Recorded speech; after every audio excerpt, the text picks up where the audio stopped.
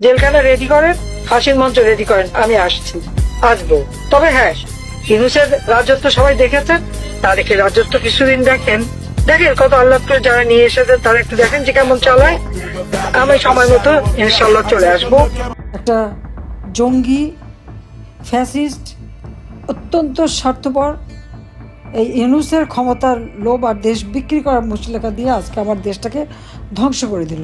2 বছর পর প্রথমবার সরাসরি সম্প্রচারে এসে একটি ভয়ঙ্কর মহাপরিকল্পনা জানালেন শেখ হাসিনা। দর্শক, বাংলাদেশের রাজনীতির ইতিহাসে আজ এমন এক অবিশ্বাস্য, শ্বাসরুদ্ধকর ও প্রলয়ঙ্করী ভূমিকম্প ঘটে গেল, যা পুরো দেশের হিসাব নিকাশ এক নিমিষেই উল্টে দিয়েছে। আজ 2026 সালের 5ই আগস্ট, ঠিক 2 বছর আগের এই দিনটিতে ছাত্র জনতার এক ঐতিহাসিক গণ অভ্যুত্থানের মুখে ক্ষমতা ছেড়ে দেশ ত্যাগ করতে বাধ্য হয়েছিলেন তৎকালীন প্রধানমন্ত্রী শেখ হাসিনা। দীর্ঘ 24টি মাস ধরে তার কোনো প্রকাশ্য দেখা মেলেনি, শোনা যায়নি তার নিজ মুখের কোনো কথা। তিনি কোথায় আছেন, কেমন আছেন, ভবিষ্যৎ নিয়ে কি ভাবছেন, তা নিয়ে জল্পনা কল্পনার কোনো শেষ ছিল না। কিন্তু আজ সমস্ত রহস্যের অবসান ঘটিয়ে ভারতের নয়াদিল্লি থেকে সরাসরি সম্প্রচারে এসে পুরো জাতির সামনে হাজির হয়েছেন তিনি। শুধু হাজিরই হননি, তিনি নিজ মুখে এমন কিছু কথা বলেছেন এবং দেশে ফেরার এমন এক ভয়ঙ্কর মহাপরিকল্পনার কথা ফাঁস করেছেন, যা শুনে আজ পুরো রাজনৈতিক অঙ্গনে রীতিমতো আগুন ধরে গেছে। এই সরাসরি সম্প্রচারে তার সাথে আন্তর্জাতিক মাধ্যমে আরও যুক্ত ছিলেন তার ছেলে সজীব ওয়াজেদ জয়, সাবেক মন্ত্রী মহিবুল হাসান চৌধুরী নওফেল এবং সাবেক সংসদ সদস্য ও বিশ্বসেরা ক্রিকেটার সাকিব আল হাসান।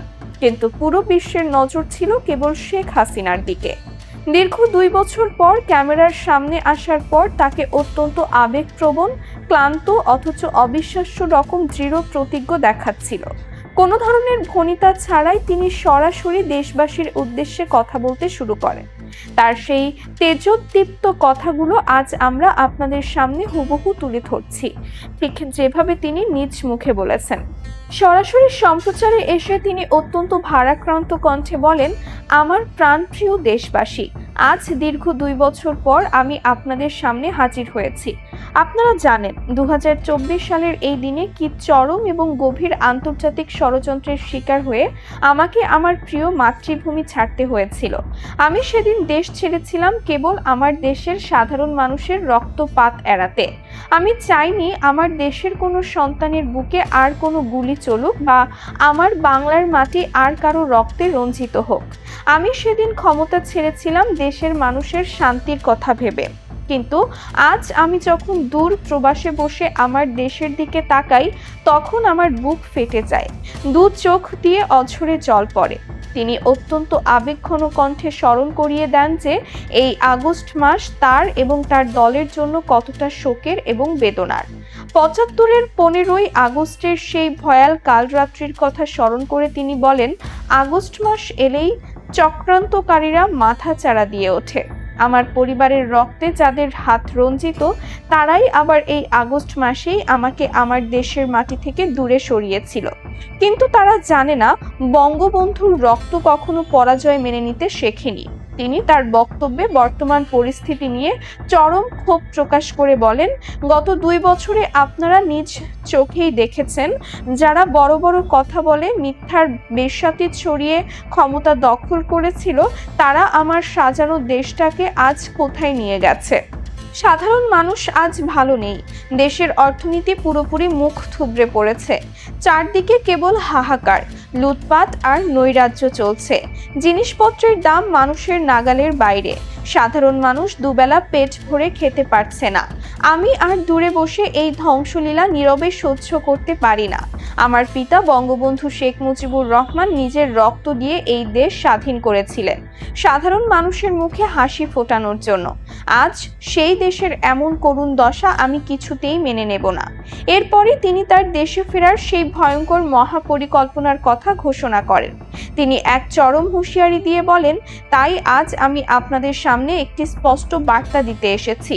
আমি আপনাদের কথা দিচ্ছি, আমি খুব শিগগিরই আমার বাংলার মাটিতে ফিরে আসছি। আমাকে কোনো আইনি বাধা, কোনো মিথ্যা মামলা বা কোনো দেশি বিদেশি চক্রান্ত আর আটকাতে পারবে না। আমার পিতার স্বাধীন দেশে ফেরার অধিকার আমার জন্মগত। যারা ভেবেছিল আমাকে দেশ ছাড়া করে তারা চিরকাল শান্তিতে অবৈধ ক্ষমতা ভোগ করবে, তাদের সেই রঙিন স্বপ্ন আমি আজ ভেঙে চুরমার করে দেব। আমি আজ আমার দলের প্রতিটি নেতাকর্মী যারা গত 2 বছর ধরে চরম নির্যাতন, নিপীড়ন ও হামলা মামলা সহ্য করে আত্মগোপনে আছেন তাদের উদ্দেশ্যে বলছি, আপনারা আর লুকিয়ে থাকবেন না।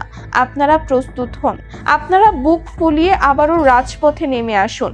আমাদের আবারও ঘুরে দাঁড়ানোর সময় চলে এসেছে। আমাদের যে সুদূর প্রসারী মহাপরিকল্পনা রয়েছে তা আজ থেকে বাস্তবায়নের কাজ শুরু হলো। তিনি বর্তমান প্রশাসনকে সরাসরি চ্যালেঞ্জ ছুড়ে দিয়ে বলেন, যারা ভেবেছিলেন মামলা আর হামলার ভয় দেখিয়ে আমার দলের শিকড় উপড়ে ফেলবেন, তারা বোকার স্বর্গে বাস করছেন। আওয়ামী লীগের শিকড় বাংলার মাটির অনেক গভীরে প্রথিত। তিনি তার ভবিষ্যৎ রাজনৈতিক পথরেখা সম্পর্কে অত্যন্ত চাঞ্চল্যকর কিছু তথ্য দেন। তিনি সরাসরি সজীব ওয়াজেদ জয় এবং উপস্থিত অন্যান্য নেতাদের কড়া নির্দেশ দিয়ে বলেন, এখন থেকে দলের সমস্ত নিয়ন্ত্রণ আমার সরাসরি হাতে নিচ্ছি। প্রতিটি জেলায়, প্রতিটি থানায়, প্রতিটি ওয়ার্ডে আমাদের পুরনো শক্ত ঘাঁটিকে পুনরায় জাগ্রত করতে হবে। আমাদের তৃণমূলের ত্যাগী নেতাদের সামনে নিয়ে আসতে হবে। আন্তর্জাতিক মহলের সাথে আমাদের ইতোমধ্যে সমস্ত আলোচনা সম্পন্ন হয়েছে। আমাদের যারা বন্ধু রাষ্ট্র তারা খুব ভালো করেই বুঝতে পেরেছে যে বাংলাদেশ আজ এক গভীর খাদের কিনারায় দাঁড়িয়ে আছে। তারা আমাদের দেশে ফেরার এই প্রক্রিয়াকে সম্পূর্ণ সমর্থন জানিয়েছে। আমি জানি দেশে আমার বিরুদ্ধে অনেক মিথ্যা মামলা দেওয়া হয়েছে। আমার দলের নেতাকর্মীদের ওপর অমানবিক অত্যাচার করা হয়েছে, কিন্তু আমি দেশের মাটিতে পা রেখে দেশের প্রচলিত আইনেই এই সমস্ত চক্রান্তের মোকাবেলা করব। আমি বাংলার মানুষের আদালতে বিচার চাইব। আমার অবর্তমানে যারা আমার দলের নিরীহ নেতাকর্মীদের ওপর অত্যাচার করেছে তাদের প্রত্যেককে আইনের আওতায় এনে কড়া জবাব দেওয়া হবে। আজ থেকে আমাদের নতুন সংগ্রাম শুরু। দীর্ঘ 2 বছর পর শেখ হাসিনার এই সরাসরি সম্প্রচারে এসে দেওয়া বক্তব্য এবং তার দেশে ফেরার এই ভয়ঙ্কর মহাপরিকল্পনা নিয়ে আপনাদের ব্যক্তিগত মতামত কি? আপনারা কি মনে করেন তিনি সত্যি আবারও বাংলার মাটিতে ফিরে এসে দেশের রাজনীতিতে নিজের শক্ত অবস্থান তৈরি করতে পারবেন? আপনাদের অত্যন্ত সুচিন্তিত, যুক্তিপূর্ণ ও মূল্যবান মতামতটি অবশ্যই নিচে মন্তব্যের ঘরে লিখে জানাবেন।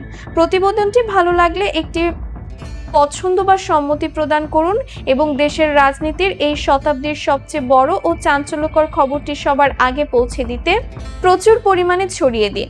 জাতীয় ও আন্তর্জাতিক রাজনীতির এমন সব সত্য ও নিরপেক্ষ খবরের নিখুঁত বিশ্লেষণ সবার আগে পেতে আমাদের এই সংবাদ মাধ্যমের সদস্যপদ গ্রহণ করে পাশে থাকা ঘন্টা চিহ্নটি বাজিয়ে রাখুন। সম্পূর্ণ সময় ধরে অত্যন্ত মনোযোগ ধরে আমাদের সাথে থাকার জন্য আপনাদের সবাইকে অসংখ্য ধন্যবাদ।